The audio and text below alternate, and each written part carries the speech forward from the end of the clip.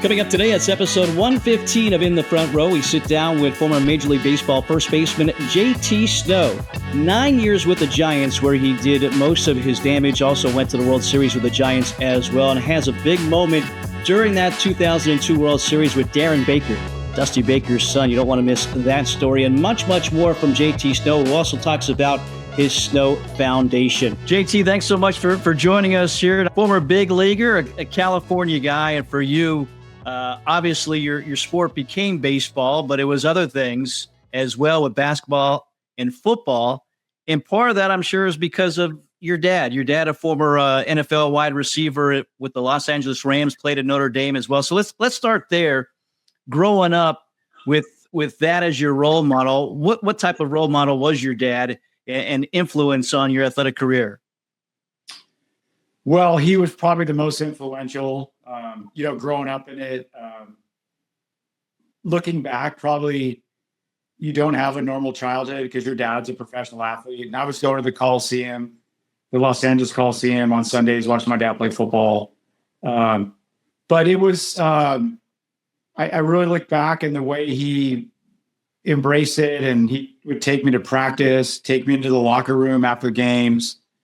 And then I would get to take some of my friends, my buddies, when I was growing up, to games in the locker room. So I have two sisters, one older, one younger. And, but I was just fully into it as a kid, sports. It was all sports. And, we didn't have video games. We didn't have the internet. We didn't have any of that. It was just, we just played sports, whatever season it was. And looking back and going through my career, through the little leagues and the high schools and college and pro, my dad was the biggest influence on me. He was tough. He was old school, but he was truthful. He would tell you the truth, but he would also be the first to tell you you're doing a great job. But he would also point out when maybe you aren't doing the right thing. So I wouldn't change anything. It was a pretty fun upbringing. You were always around, as you said, pro sports, but were you ever starstruck being around some of those guys? Absolutely. I think when you first are around it, I mean, you got to imagine I was 4, 5, 6 years old going into the locker room and seeing these mammoth guys, football players back in the day. It was like a little intimidating, kind of put you in your place. And the cool thing that my dad always did when he had a home game on Sunday at the Coliseum, I knew all the Rams players. He would always take me into the visiting club, in the locker room. Like they just got done playing the Dallas Cowboys or the Pittsburgh Steelers. I got to go meet Roger Staubach and Terry Bradshaw, Lynn Swann, O.J. Simpson, all these guys that they played against. He would always take me. So that was kind of cool for me. And I would get some wristbands and T-shirts and stuff like that. So, that was a cool thing about it.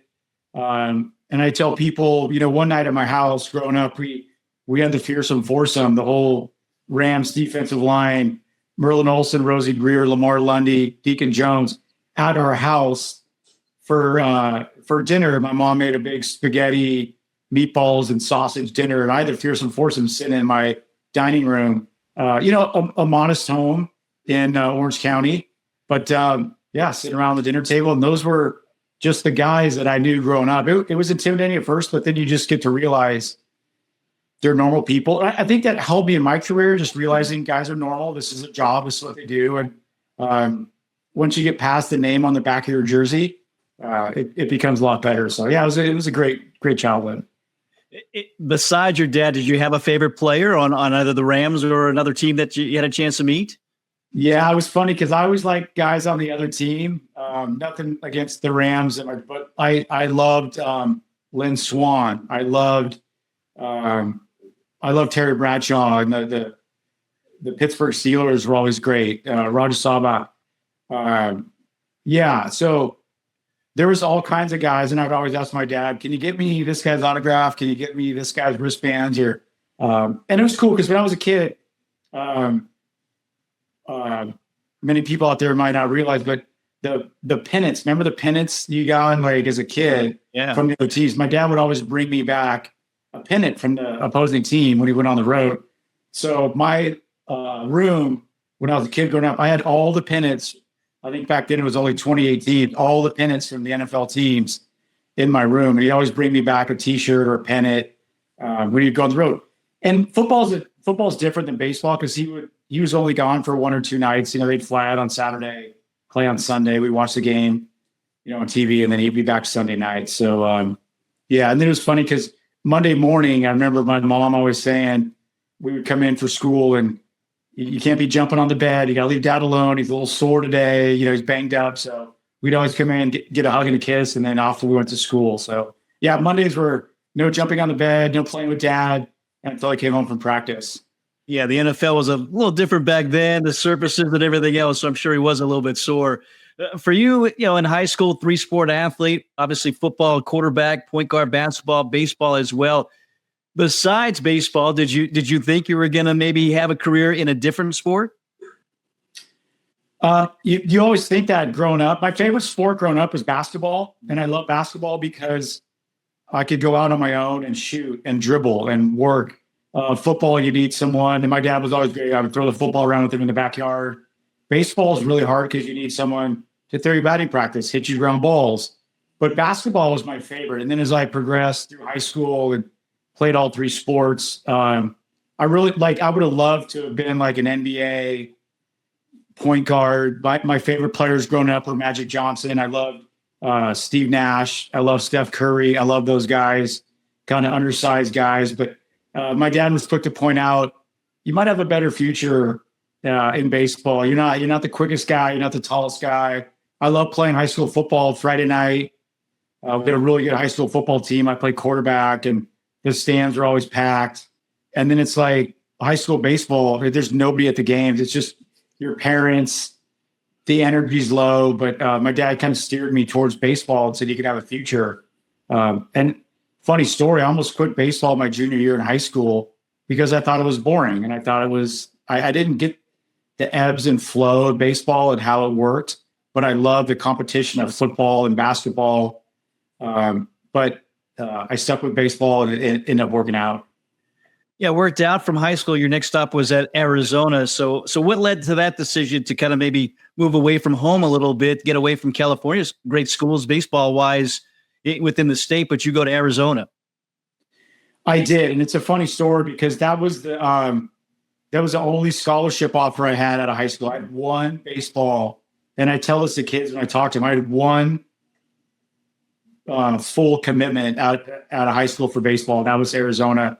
Their coach came to a summer league game when I was playing between my junior and senior year in high school, and that just led to more recruiting. But Arizona was the only concrete offer I had, and I always remember the coaches there. I played for some great coaches. Jerry Kindle, who's an icon in college baseball, won 3 national championships at Arizona. Their philosophy was to recruit kids that played multiple sports, because their philosophy was, if I can get a kid that's played multiple sports, and then if I could get him only to play baseball, number one, he's not burned out. Number two, he's going to get better. So that's what I did. And they took a chance, and I'm sure they knew the lineage, right? They knew who my dad was, and I was coming through. And so when I got to Arizona, I really blossomed as a player because I was just playing one sport. In high school, I played 3, and I was good in all of them. Once I got to one sport, I really took off. So understanding the game of baseball. So it was a great move for me. Great 3 years of my life, going to college, getting to play. I didn't get drafted out of high school, and then I got drafted my junior year out of Arizona. Yeah, you're in the Hall of Fame there at Arizona as well. And how about your teammates? Kenny Lofton, Scott Erickson, Trevor Hoffman. You guys must have been tearing it up back then. My junior year, 1989 or 9, we were number 1 in the country at the end of the year. And then we hosted a regional. The regionals back in baseball were different. It was 8 sites with 6 teams. So there's only 48 teams. Now you have the regionals, the super regionals. So we hosted, and Long Beach State ended up beating us out. It was double elimination. They beat us the first game. We came back around the loose bracket. They beat us the second time. So, but we had, I think we had 5 or 6 guys get drafted off that team. And we had myself and Scott and Trevor Hoffman. We had a catcher named Alan Zinter, who was All-American, was a first-round pick.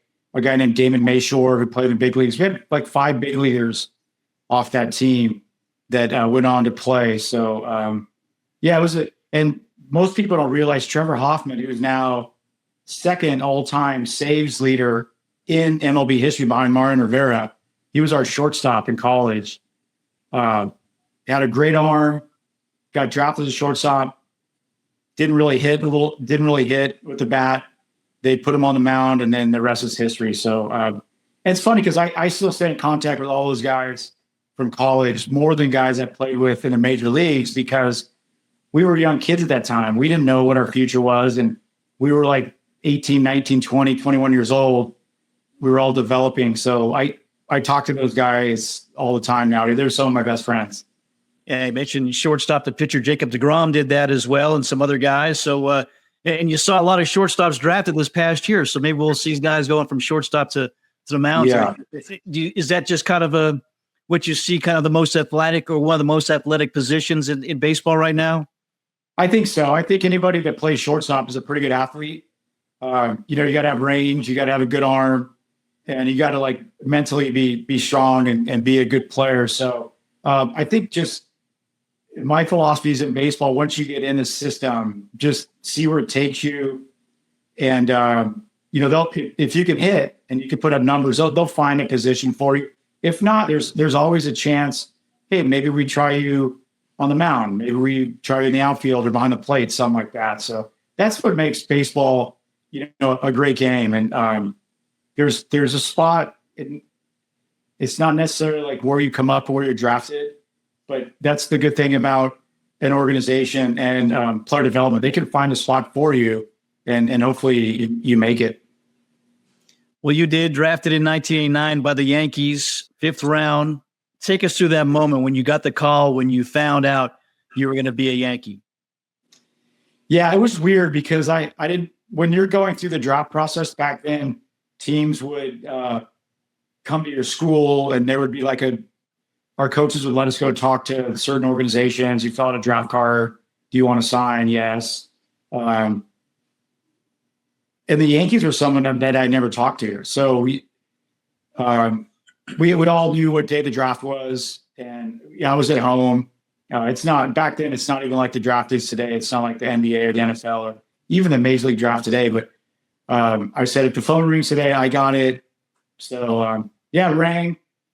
It was a scout from the Yankees. Hey, I still remember his name, Don Lindbergh. Don Lindbergh with the Yankees. We just drafted in the 5th round, but we'll call you in a couple of days, talking about contract. So I hung up the phone. So I was excited. And then, we worked on numbers and things like that. But I was ready to go. I relied a lot on my dad, and I talked to my college coaches, and they wanted me to come back to school. I wanted to get a career started. And so I got my school paid for I was on track to graduate. So I got 1 year, in the contract for school. The next week I said, I'll sign. I went in the 5th round. I got a whopping $60,000. I thought I was rich. And then my dad started explaining about taxes and things like that. I'm like, wow, that's not a lot of money. But anyways, it doesn't matter. You're on your way to your career.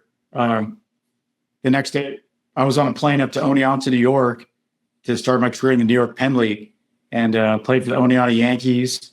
Yeah. And then, but I was making $850 a month playing A-ball. I still remember my checks were $335 every 2 weeks. But it's what you dream of and what you want to do. And then, it worked out. So it was a long process with the Yankees, and I'm sure, ended up getting traded from the minor leagues, and then, it worked out. You finally made your MLB debut, though, in 1992. Do you remember that moment for you when you got the call up and then that game?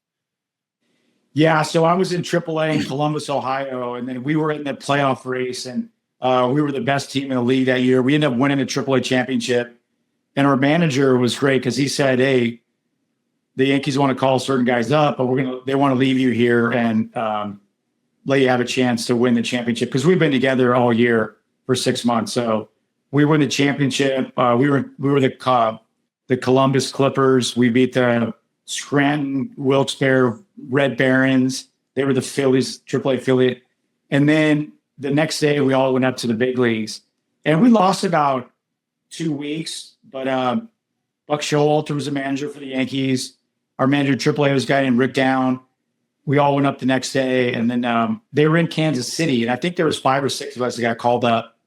And I remember going home that night in Columbus and calling my parents. I'm like, I'm going to the major leagues tomorrow. So yeah, we were on a flight, 6 a.m. flight. We didn't sleep the night before because we were partying, celebrating the AAA championship. Yeah. Get to the ballpark in Kansas City, and Buck called us all in and said, "You guys aren't playing tonight. I want you to relax, watch the game, hang out. Congratulations." So yeah, and then you're in a big league stadium, in a big league game. It's pretty surreal, but it's everything you work for, and it's everything that's you dream about. And then I think I started the next day. The Yankees' first baseman was Don Mattingly. It was a great player, so I was kind of stuck behind him. And then I was up for 2 weeks, got a couple starts, had a few at bats. I was actually 0 for 10 before I got my first hit in Yankee Stadium. I hit a double down the right field line. Never forget it. Have the ball, have the bat in my office here, and it was pretty amazing. Then I got traded to the Angels that offseason. Yeah, you got traded for Jim Abbott, among other players as well. And how do you take that as a player, getting traded, but then you're there for 4 years? So it seems like, again, it was an opportunity. You were behind Don Mattingly. Did that open the door for you to have more opportunities in California? Absolutely. I was stuck, and I thought I might be a career AAA guy, because I had 2 options left. I thought I might go back to AAA. And so that's why guys have agents, and that's why you rely on your agent. My agent, the Yankees actually wanted me to go to winter ball, learn to play the outfield. And I told him no, because I said, I got a chance to play first base in the big leagues and maybe win some gold gloves someday. That's what my dad told me. And so, yeah, they traded me. It was funny because Whitey Herzog at the time was the GM for the Angels. And I started seeing him at some of our AAA games late in the year. And then it all kind of connected after I got traded. I'm like, oh, Whitey Herzog was there. I get traded. So I go back home to the Angels, which was a good move at first. And then it was really hard because I was back in my hometown. All my friends, my family are there. They want tickets every night. They want me to come out and just meet them and talk to them. And I'm trying to get established to do my job. So it was hard.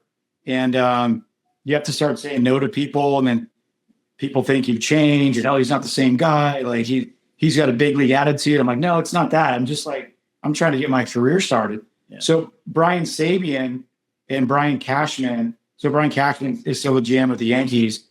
Sabian was the GM here with the Giants for a long time. He's now doing some work with the Yankees. So they traded me to the Angels, and then he trades back for me 4 years later to the Giants. So wow. You never know how in baseball how your roads are going to cross. Or so yeah. And then I came back. I played here in San Francisco for 9 years. You said you started 0 for 10 before your first hit. Did you have a moment, a welcome to the Major League Baseball moment that you remember? I think it was my first at-bat at Yankee Stadium was pretty cool. The Yankee fans, the East Coast fans, they're pretty on it. They're pretty smart. They're pretty knowledgeable. They knew I was kind of like an up-and-coming guy, the next heir apparent or whatever. And so I remember my first at-bat there getting, a lot of cheers. But like I said, I got my first start at Kansas City when I went 0 for 5 and hit like 3 line drives that were caught. And I was like, man, I'm never going to get a hit up here. These players are too good. And then at Yankee Stadium, I made some outs, but I actually got a hit my last at bat in Yankee Stadium. I had a double. It was against the Toronto Blue Jays. Tom Hankey, the closer, was in. It was the last game in Yankee Stadium that season. And so I hit in the 9th inning, and I was like, man, if this is ever time to get a hit, I got to do it now, because this is I want my first hit to be in Yankee Stadium. And so I did it, hit a double down the right field corner. When I was standing on second base, and the crowd was cheering, and I was kind of lightheaded, and I was like, if I never get another hit, I'm good. This is all the work that I've worked for, and it's all good from here. So Yeah, to get a first hit at Yankee Stadium as a Yankee, it's and an extra base hit too. That's amazing. As you said, you went from California to San Francisco. You're there 97 to 2005. Would you consider kind of that your best years in Major League Baseball? I think so. I think it kind of, I had my first couple of years in California, I was up and down, went back to AAA, kind of finding myself. Had a great year in 95, won my first Gold Glove, hit 24 homers, drove in 102 runs.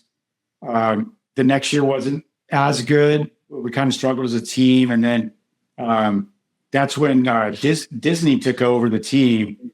They bought it from Gene Autry. They kind of came in with some new ideas. And so I came up to San Francisco. They had just lost Will Clark to free agency, so they didn't have a first baseman. Sabian traded back for me. And I really felt like when I came to San Francisco, I got a breath of fresh air. I got away from my hometown. I could just go out and play. And then, I played here for 9 years. And I didn't realize I was actually talking to Brian Sabian. I do some radio work up here, and he came on our show, and he had reminded me that the 9 years that we were here, we came in first or second 8 of those 9 years. 1 year we came in third in the division, but back then there was only one wild card team. So we had good teams. I just kind of was able to settle in, play with some good guys, playing with Barry Bonds and Jeff Kent and guys like that. We had some good years up here, and it was fun. The Giants were if people remember, they were gonna move to Tampa in 93, 94. Then they built a new ballpark downtown, kind of saved the team.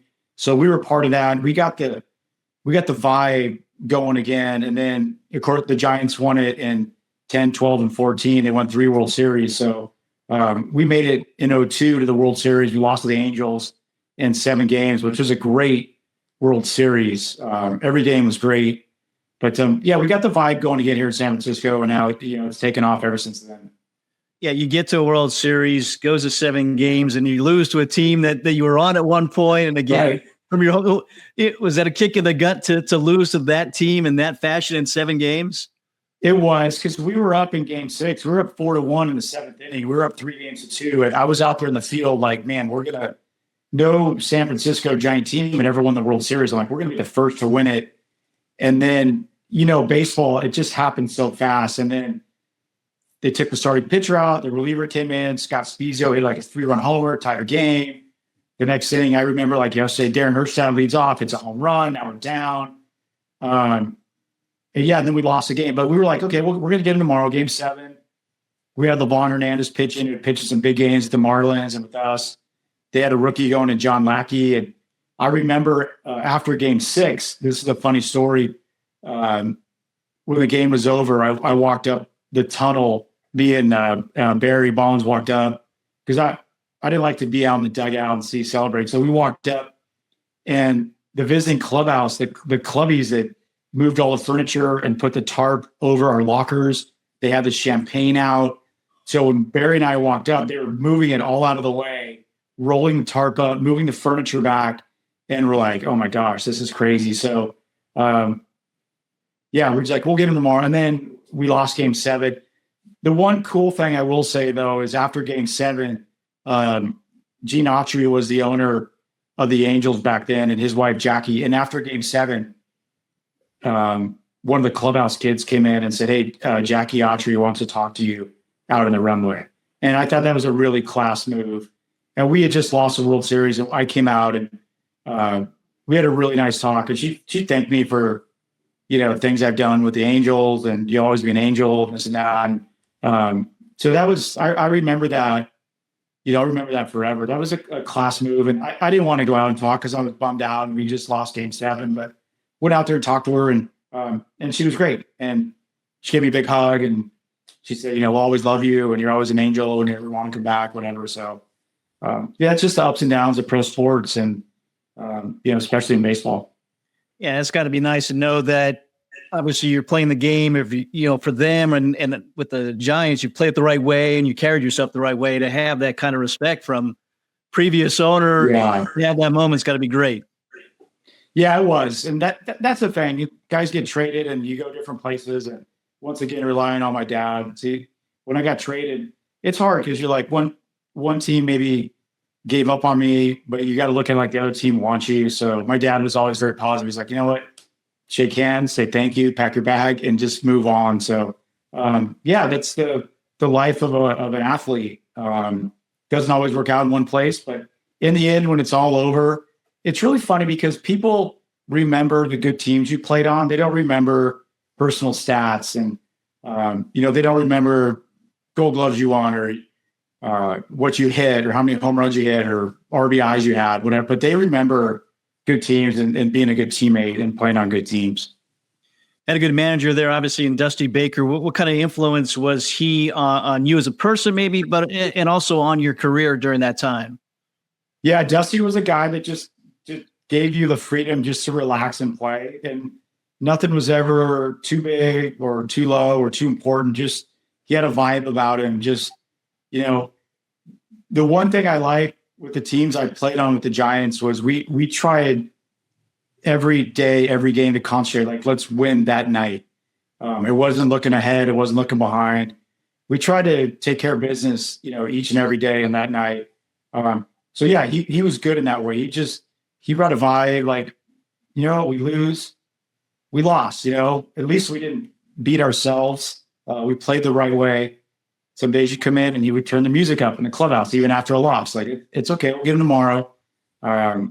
So I think that goes a long way. A manager has a lot to do with the vibe and the way he gets across to his players, because players look to the manager. The manager's panicking or things aren't going well. Players look to that. And if you have a manager that's even keeled and can, withstand the ups and downs, it rubs off on the players. So, yeah, I played for some great guys, Dusty, and then I played for Felipe Alou in my last year in Boston. I played for Terry Francona, who was a U of A guy. I went to Arizona.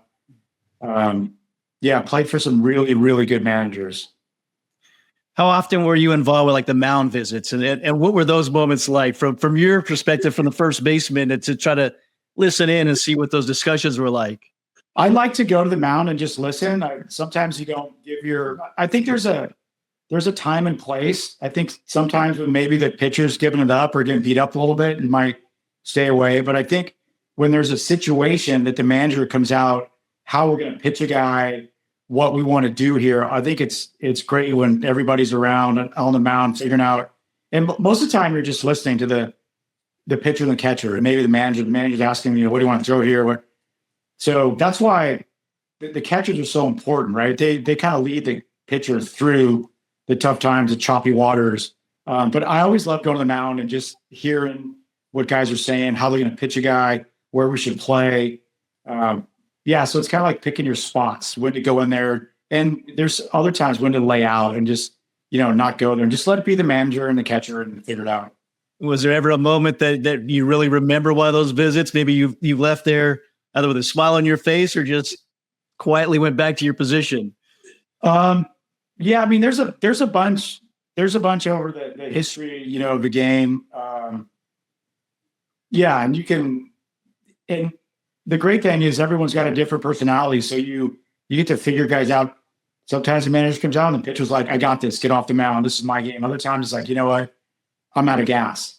And then the manager might take him out, or as a first baseman, you might have to run out there and give the pitcher a blow to get the bullpen, give him a little extra time to loosen up and get ready. So, yeah, I didn't go to the mound a lot, but there's certain times you like to go out there and just see what's going on. Again, going back to Dusty Baker for a moment, he wins the World Series in 2022, manager of the Astros. As a guy that played for him, did you kind of celebrate that moment for him?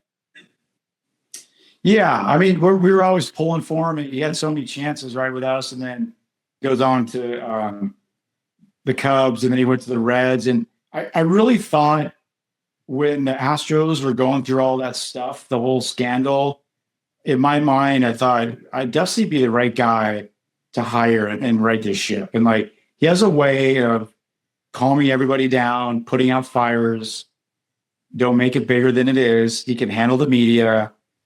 So yeah, he did a great job with the Astros, and then went in that's the ultimate goal for any player, any manager, is to anybody really in sports, I don't care if it's the NBA, NHL, and is to win a championship, because then, you're world champs, you get a ring. So that's the ultimate goal. In addition to Dusty Baker, I know you're connected to Darren Baker, that moment in the World Series. Can you tell us that story and how it was from your vantage point that you kind of saved him at that moment? Yeah. So I think it was game 5, 4 or 5. I was in San Francisco, and I was on third base, and David Bell, who's managed in the big leagues, was on second. He was our third baseman.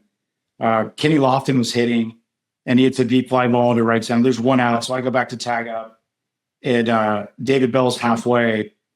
The ball hits off the wall, so I'm just trotting home, and David Bell's coming behind me, and I see Darren rush out of the dugout because his favorite player was Kenny Lofton, and I find out afterwards that the head bat boy told Darren, "You can't go out there if there's a play to plate. This could get interesting." But right when the ball was hit, Darren just shot out. And I didn't listen to the bat boy. So I saw him come out from the third base dugout, and I knew exactly what he was doing. So as I came in, Benjamin Molina was catching for the Angels. Mike Riley, the old umpire, and he was going for the bat. So I just made sure I stepped on home plate. I grabbed him by the jacket and lifted him up. And I kicked the bat out of the way. He was 3 years old at the time. So Dusty had a rule. He didn't mind the kids being in the dugout for the game. And I had a son. My son Shane was that age at the time, but I didn't want him in the dugout because I was working. I didn't want to have to worry about it. But there's times we'd have 3, 4 kids, players' kids in the dugout, and Dusty wanted them to see what their dads do, what their job is like. And there's some harsh words at sometimes, some foul words, but the kids listen. But that was a one in a lifetime thing that happened, that I ended up picking him up from home plate. And the funny thing is nobody saw it really happen because everybody was looking out to right center field. And then when I came back, I actually have a really cool picture in my office here of that whole incident. And everyone's looking out to right center field. No one saw it happen except me and Darren. So, and then Darren went on, he played at Cal Berkeley. And I used to see Dusty at the games. I worked for the Pac-12 network doing broadcasting for a while. And now I think Darren's in the Washington Nationals minor league system, AAA. Got a call up last year, the big league. So, he was 3 years old, and I think now he's 22, 23 years old. So, is that a moment that people like me ask you about more than anything else? Yeah, all the time. And I tell people, I'm like, I had a great World Series. I had 407 in the World Series, got hit in all 7 games. In game 1, hit a game-winning home run, but everyone remembers, weren't you the guy that saved Darren Baker? Like I was. So it's all good. Yeah. Pop culture reference, I guess. You mentioned Barry Bonds. You played with him, and I know in that year he had 198 walks. What was it like to play for a guy play with a guy like that you knew, he could do damage, or again, team didn't want to deal with him. He's going to be on with an intentional walk. Yeah. So Barry was the smartest hitter I ever played with, just like a student of the game. And he was a guy you had to really get into him and build a relationship with him, and then just ask him questions. He didn't give it all the time. He didn't offer, but once you got, and I knew Barry for a long time because we had the same agent coming up, and I knew I was with the Angels and he just signed with the Giants. So, but yeah, the smartest hitter I ever played with, knew things about the game, watched the game in a different way, taught us how to read pitchers and watch what they're throwing. The amount of time, he would go maybe in a game in 4 at-bats, he might get 1 or 2 strikes the whole night. But when it was a strike, he would hit it off the wall, maybe over the fence. And it was almost like we expected him to just hit us a home run late in the game to win a game. Just an amazing player, amazing hitter. And I had a reporter tell me a few years ago that I played with him longer than anybody in his career because I was with him for 9 years. So he was in Pittsburgh for 6, free agency, and then he was with the Giants for 10, 13 years. But I played with him for 9 years. So, he helped me a lot, hitting and just what to look for and how to approach a pitcher and, different counts and stuff like that. So amazing, but you had to get it out of him. And you had to build a relationship with him. and then he would open up, and it was amazing. It was good stuff. Being around him during that time, is it comparable to being around Shohei Ohtani right now, what we're seeing with him with the Dodgers, and how the fans and everybody's just kind of waiting on every at bat?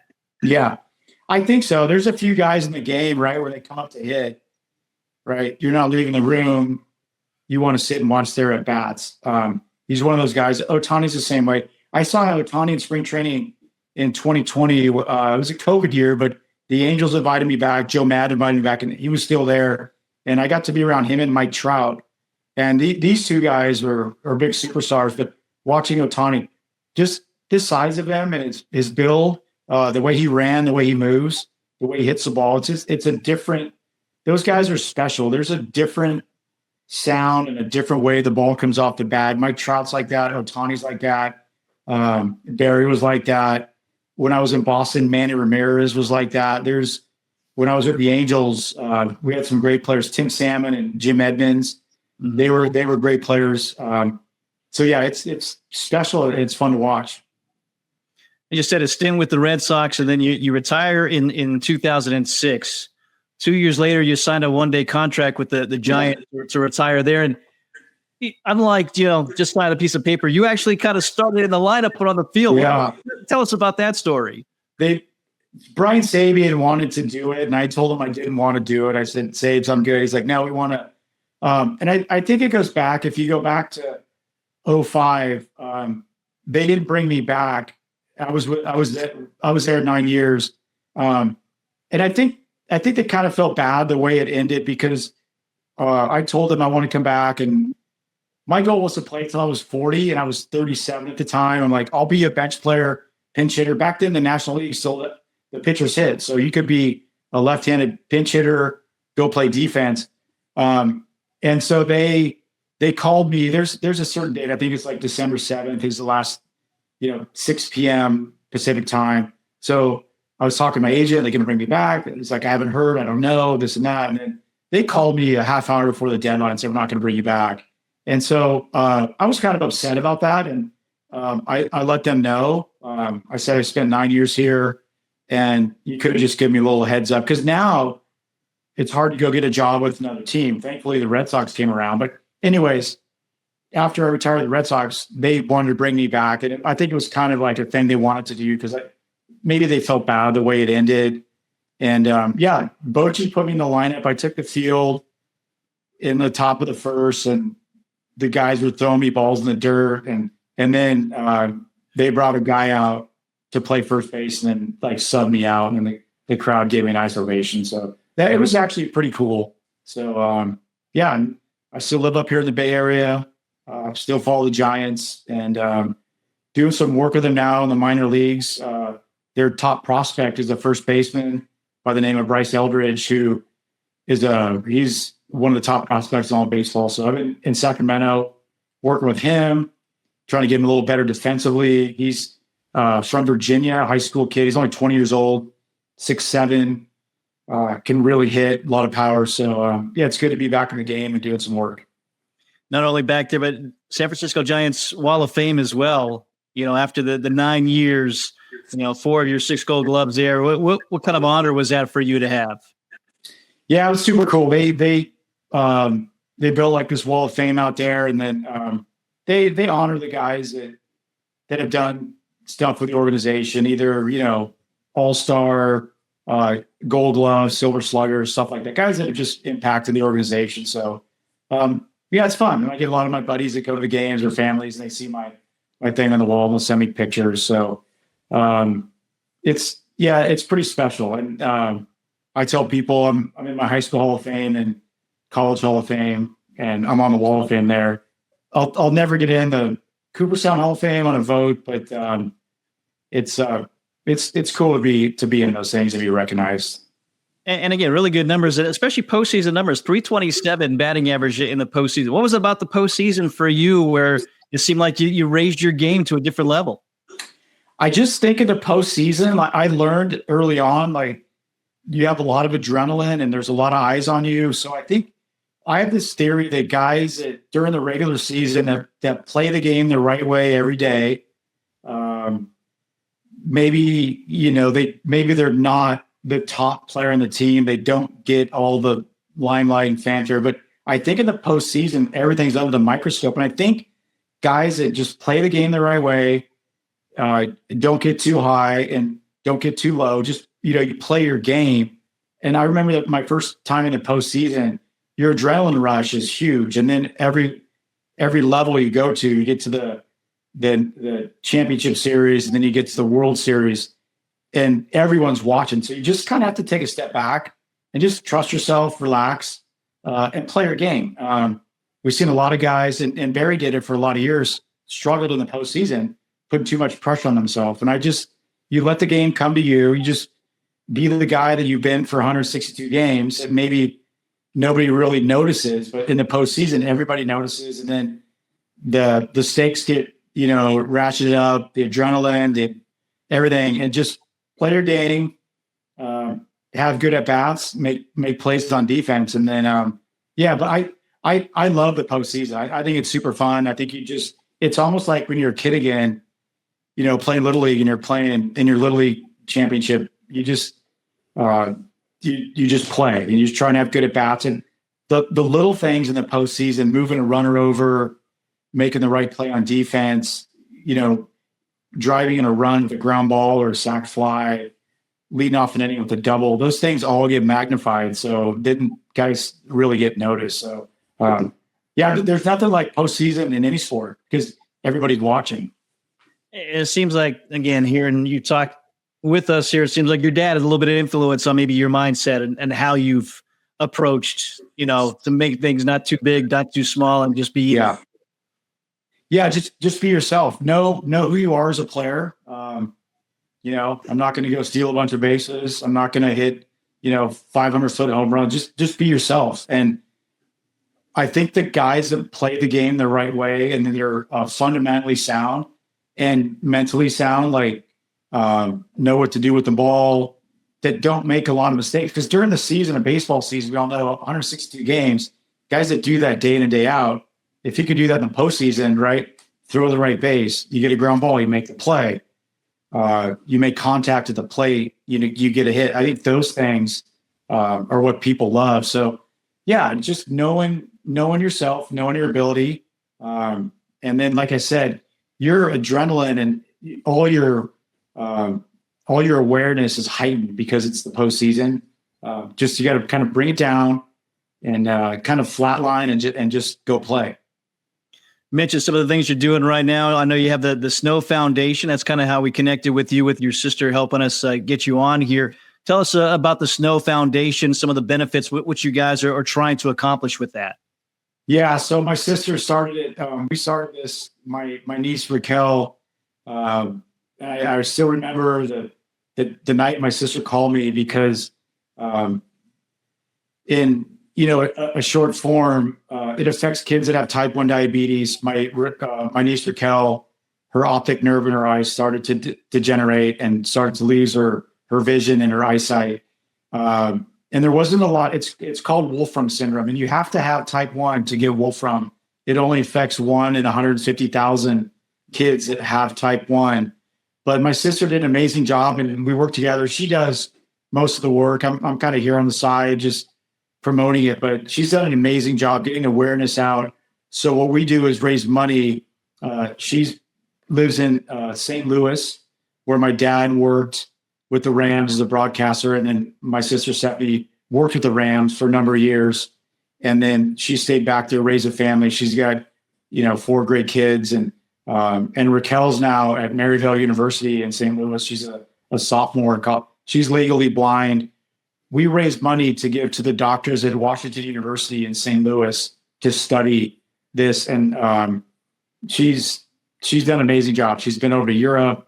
She's raised awareness. We have families now that are on our website and contributing and just trying to get the word out there, because the doctors feel like they can halt the progression of this disease, maybe even bring eyesight back. And I've met some of these kids, and they're amazing. They don't complain. They're tough. And like I said, my niece Raquel came out and visited us a few years ago at our house, and she had her whole house figured out in a matter of like a half hour. And to spend time with these kids is really, really amazing. And we really have nothing to complain about in our lives until you watch these kids. So we're just pounding the pavement, just keep going, raise money. We have a golf tournament coming up in September out in St. Louis. My sister travels a lot, like I said, to Europe, goes to London a lot, other places, just to try and bring awareness to this. And what we're really looking for is we've realized with these small foundations and these small problems, people are hesitant to donate. We're looking for some people to come around with some big bucks and just, give it to us and let us run with it and let us find a cure for this. And it'll happen. We've been at it for, 15 years now. And we just keep going. But my sister Stephanie's been amazing. And these kids are amazing. I've got to meet some of the kids, some of the parents, and they all have the same situation, the same story. And if you go to the snowfoundation.org and you can read our story, we're gonna keep going. We're gonna find a cure for this. Yeah, so many former and current athletes have foundations, but to have one that has such a personal connection, how meaningful is it to be able to use a platform that you have for something like this? Yeah, it's huge. My sisters and I, we lost our mom at 54 years old to cancer. So I did a lot of work with the American Cancer Society when I was playing. That was my foundation. And now with my niece Raquel, my sister Stephanie, to do this. And we have a little bit of a platform through social media now and just getting the word out there. A lot of current players now have a bigger platform. Us as former players, it's a little harder, but still we can get it out there. And the bottom line is just to raise money, give it to these doctors and let them continue their research and continue to study in these things. And, we feel like there's something out there. There's a cure out there. We just got to find it. We just got to keep, like I said, we're going to pound the pavement and keep raising money and keep giving it to these people that are so smart and so work so hard. And as a player playing baseball, you feel almost guilty. I was worried about hitting curveballs and batting average and playing deep. And these people are actually like saving lives. So in the big scheme of things, our job as a players doesn't even compare to what these people are trying to do to help these kids live a full life and a happy life. Again, you got the website. Are you on social media? Is there a way for people to follow you? Yeah, you can. I'm on X or Twitter. It's at JTSnow6, which was my number. If you couldn't tell by my jersey in the background. But, why was it 6? Is there any particular reason? So that's a good question. I was always a big single digit guy. Like I just like single digit numbers. I thought people remember, there's only 9 of them, right? From 1, unless you're 0, I guess now there's 10, but I think people remember single digit number. You remember Babe Ruth was 3. And like when I grew up, Steve Garvey was 6. And in high school, I wore number 4. So I think I was always like, and I think it looks good on the back of a uni. It's centered and people just remember single digits. I wore it in AAA when I was in Columbus. And then I had my best year. Then I just kept it. And I have my first Yankee jersey is in my hallway. When I got called up to the clubhouse guy gave me number 60 because the Yankees have so many uniforms that are retired. So when I got to the ballpark my first day, I looked at my locker and he's like, I know, kid, you were 6, but I just put a 0 by it, and I was 60. And then when I went to the Red Sox, I wore 84 because that was my dad's number, and my dad had passed away that year from a staph infection, so he wore 84 with the Rams. So I wore 84 with the Red Sox. At the time, it was the highest number ever worn by a Red Sox. Now someone's broken. Now kids are wearing 99 and 90. But I just always liked single digit numbers. Lou Gehrig was number 4. I think you just remember, guys that were. And it was funny because when I came to the Giants, when I got traded, our clubhouse guy Robbie Thompson, who was a very popular second baseman here for the Giants, 4'6". And I remember talking to the clubhouse guy and said, I know Robbie just left, and if you don't want to give it to me, I understand. He's like, no, kid, you got it. I'll give you 6. That was it. So there you go. Yeah, I was going to bring up the 84, wearing that for your dad, which had to be, for a negative, you made a positive out of that and certainly honored him. So that was great to hear. But JT, this is great, man. I can't thank you enough for spending a little time with us, sharing your story, and hearing all the different sides of it. But certainly best of luck with the foundation. Continue to raise money and continue to, like you said, do what you can to find a cure for that disease. I appreciate it. Yeah, thanks for having me on. And I know when we connected, I know you do work out there with UNC Wilmington, and my niece, my sister's oldest daughter, Mary, actually played volleyball at Western Carolina.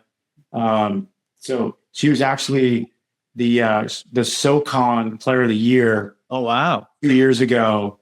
Yeah, she was a great player for the Catamounts. Yeah.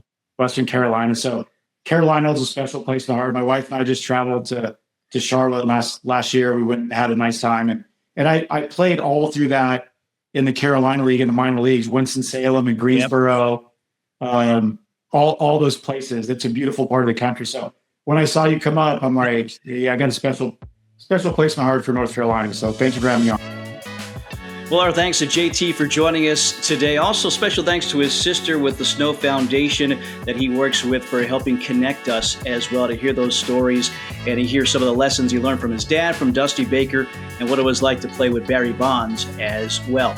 As always, we thank you for listening and for watching, and invite you to like, to subscribe to our channel, help us grow, help us continue to bring you great guests and hear some of the great stories of maybe moments that you were part of or saw in the 80s, 90s, whatever the case might be. So again, be sure to subscribe to our channel.